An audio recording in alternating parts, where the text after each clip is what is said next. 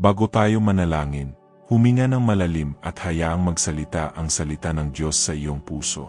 Madalas tayong nabubuhay sa pagmamadali, sinusubukan na lutasin ang lahat sa ating sarili, nang hindi na pagtatanto kung gaano pagod ang ating mga kaluluwa. Ngayon, sandali, patahimikin natin ang lahat sa ating paligid at pakinggan ang tinig na punay na mahalaga, ang tinig ng Panginoon. Lahat tayo ay nahaharap sa mahihirap na panahon, mga pagkalugi na nag-iiwan ng kawalan, mga paggataksil na dumudurog sa puso, mga paghihirak sa pananalapi, kalungkutan, o maliliit na ipon ng mga pagkabigo. Minsan, kahit na ginagawa natin ang lahat ng tama, ang buhay ay tila mahirap, hindi patas, at nakakalito. Dumarating ang mga oras na ang mga luha ay bumagsak ng hindi hinihiling, ang mga panalangin ay tila walang patutunguhan, at ang pag-asa ay tila malayo. Sa mga sandaling ito, ang tanong na nag-alab sa puso ay lumitaw. Diyos, paano ito magutulungan para sa aking kabutihan? Ang tanong na ito ay nagdadala ng sakit, ngunit din ng pag-asa. Ito ay ang sigaw ng isang puso na nananabik na makita ang kamay ng Diyos sa gitna ng kaguluhan. Dinadala natin ang ating mga pagdududa sa Kanya. Lord, bakit nangyayari ito? Ano bang nagawa kong mali? Hanggang kailan pa ba ako maghihintay? Narinig pa ba ako ni Lord? Tingnan mo kung gaano ako pagod. Gusto namin ng mga detalyadong sagot, mga mapa ng kalsada, mga pesa ng himala. Ngunit ang Diyos, kadalasan, ay hindi nagkapaliwanag ng lahat habang tayo ay nasa apoy. Hindi niya ibinunyag ang lahat ng dahilan. Ang pagbabagong bahagi ay kahit na walang mga sagot, ibinibigay niya sa atin ang kanyang sarili. Ang kanyang presensya, ang kanyang kapayapaan, at ang katiyakan na hindi tayo nag-iisa ay naging sapat na. Kapag hindi natin natanggap ang bakit, inatanggap natin ang sino, at ang sino ang angkla ng ating kaluluwa.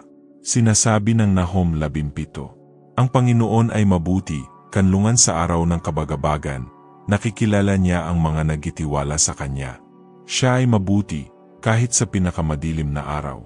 Alam niya ang iyong mga luha, naunawaan ang iyong mga akot, at pinahahalagahan ang tahimik na pananampalatayang matatag. Ang awit 55:22 ay nagpapaalala sa atin. Ihagis mo sa Panginoon ang iyong pasanin, at alalayan Kanya, hindi niya hahayaang makilos ang matuwid. Hindi mo kailangang dalhin ito ng mag-isa. Sinusuportahan ka ng Diyos sa bawat unos, binabago ang sumubok na siyain ka, at pinalalakas ang iyong kaluluwa. At sa prosesong ito napagtanto natin na ang presensya ng Diyos ay mas mahalaga kaysa anumang sagot. Kapag kumakapit tayo sa Kanya sa sakit, nakakahanap tayo ng lakas na hindi nagmumula sa atin at kapayapaan na hindi nakasalalay sa mga pangyayari.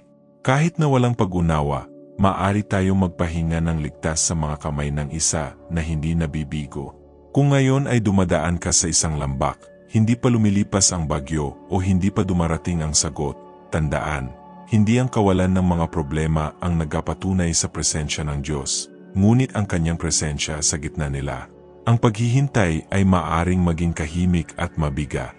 Nabubuhay tayo sa isang mundo ng madalian, ngunit sa Diyos, ang mga bagay ay sumusunod sa Kanyang perpektong oras. Sa pagitan ng kahilingan at sagot, nasusubok ang pananampalataya.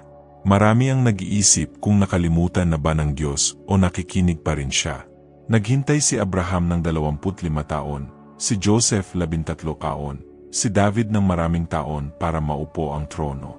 Ang awit 27, 14 na ay nagpapaalala sa atin.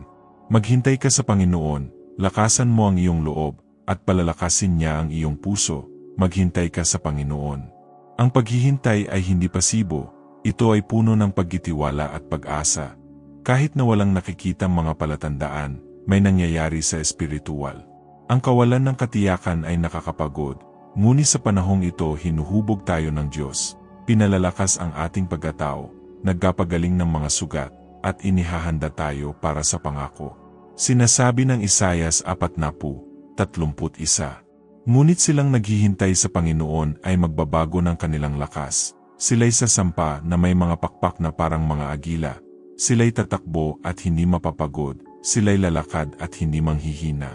Marahil ay nasa panahong iyon ka ngayon, nagdarasal para sa pagpapanumbalik ng pamilya, pagpapagaling, pagpapalaya, o direksyon.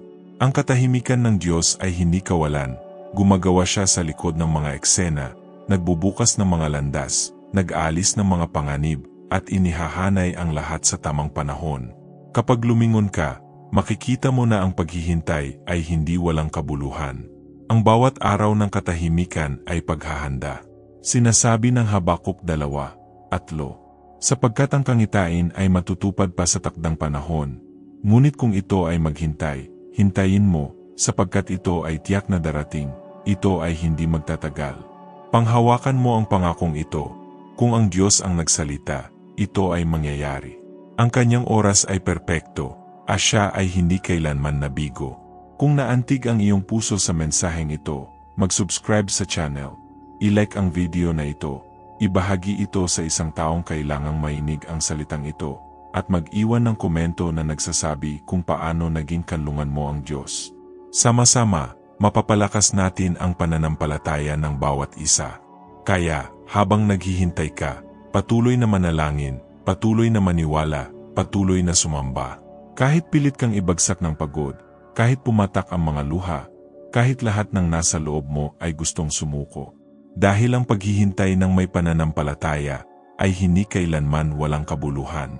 At isang araw, kapag dumating na ang sagot, magbabalik ka at matatanto mo na ang mismong proseso ng paghihintay ay isa sa iyong pinakamalaking pagpapala. Hindi lamang dahil natupad ang pangako, kundi dahil, sa paghihintay na iyon, nakilala mo ang puso ng Diyos sa paraang hindi mo kailanman malalaman. Kapag ang bagyo ay tila walang katapusan, madaling pakiramdam na nag-iisa. Umihip ang hangin, tumataas ang alon, at lahat ng bagay sa iyo ay gustong sumuko. Ngunit tiyak sa mga oras na ito na kailangan nating tandaan kung sino ang Diyos, hindi lamang kung ano ang magagawa niya. Hindi siya tinukoy ng ating mga kalagayan, siya ay walang hanggan, tapat, at hindi nagbabago. Hindi ipinangako ng Diyos na mawawala ang bagyo sa ating panahon, ngunit nangangako siya na kasama natin ito. Hindi niya ginagarantiya na ang bawat luha ay maiiwasan, ngunit ginagarantiyahan niya na siya ang ating kaaliwan. Hindi niya ipinangako sa atin ang kawalan ng sakit, ngunit iniaalok niya sa atin ang kanyang patuloy na presensya. Ang awit 46:1-2 ay nagpapaalala sa atin. Ang Diyos ay ating kanlungan at kalakasan, isang napakahandang saklolo sa kabagabagan. Kaya hindi tayo matatakot, bagaman ang lupa ay mawalan ng lakad, at bagaman ang mga bundok ay mahulog sa gitna ng dagat. Kapag nagitiwala tayo sa Panginoon, natutunan natin na hindi natin kailangang kontrolin ang lahat ng bagay sa ating paligid. Makatitiyak tayo na siya ang may kontrol, kahit na tila walang katiyakan ang lahat. Ang kapayapaang inaalok niya ay hindi nakasalalay sa sitwasyon, ngunit sa kanyang presensya. Kahit na tayo ay nanghihina, kapag ang ating pananampalataya ay tila mahina at ang ating mga bisig, tinutulungan niya ayo.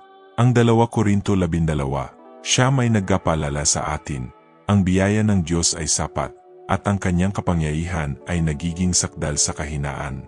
Ang ating mga sandali ng kahinaan ay kung saan ipinakikita ang kanyang lakas.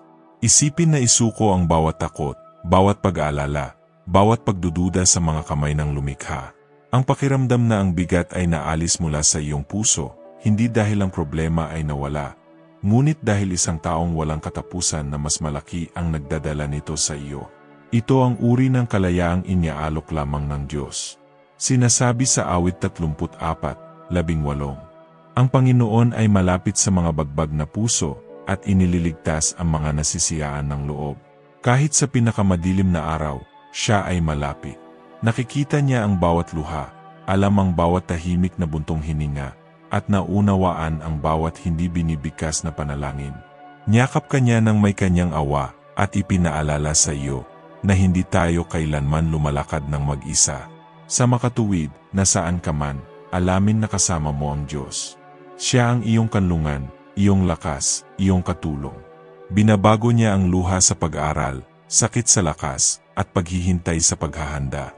Sinasabi ng Isaias 41:1, huwag kang matakot, sapagkat ako'y sumasa iyo. Huwag kang manglupaypay, sapagkat ako'y iyong Diyos. aking palalakasin ka, aking tutulungan ka, aking alalayan ka ng kanang kamay ng aking katuwiran. Ngayon, tanggapin ang kapayapaang nagmumula sa Kanya. Magtiwala na ang bawat paghihirap ay isang pagkakataon upang maranasan ang Kanyang katapatan. Patuloy na manalangin, kahit na tila walang agarang sagot. Patuloy na maniwala, kahit na ang lahat sa paligid mo ay tila nahuhulog. Patuloy na magmahal, kahit pilit na pinapatigas ng sakit ang iyong puso. Kapag nakaramdam ka ng kahinaan, tandaan, ang lakas ng Diyos ay hindi nangangailangan ng pagsisikap ng tao. Ito ay makikita kapag isinusuko natin ang ating sariling lakas sa Kanya. Nagagawa niyang ibalik, i-renew, pagalingin, at dalhin ang pag-asa kahit sa pinakamadilim na lugar. Sa pagkatapos ng araw na ito, hayaan ang iyong sarili na magpahinga sa Kanya. Hayaan ang Kanyang presensya na pakalmahin ang iyong isip at magkainit ng iyong puso. Hayaan ang Kanyang salita na maging isang angkla para sa iyong kaluluwa, kahit na ang lahat sa paligid mo ay tila hindi matatag. Sapagkat kung saan naroon si Jesus, mayroong kapangyarihan upang ibangon ang mga nahulog, upang palakasin ang mga pagod, at baguhin ang pag-asa. Siya ay tapat, siya ay mabuti, siya ay sapat na. Ngayon, maaari kang maggahinga sa pag-ibig na ito na hindi nagkukulang. Kung naantig ang iyong puso sa panalangin ito, mag-subscribe sa channel, i-like ang video na ito, ibahagi ito sa isang taong kailangang marinig ang salitang ito, at mag-iwan ng komento na nagsasabi sa amin kung paano naging kanlungan mo ang Diyos. Sama-sama, mapapalakas natin ang pananampalataya ng bawat isa.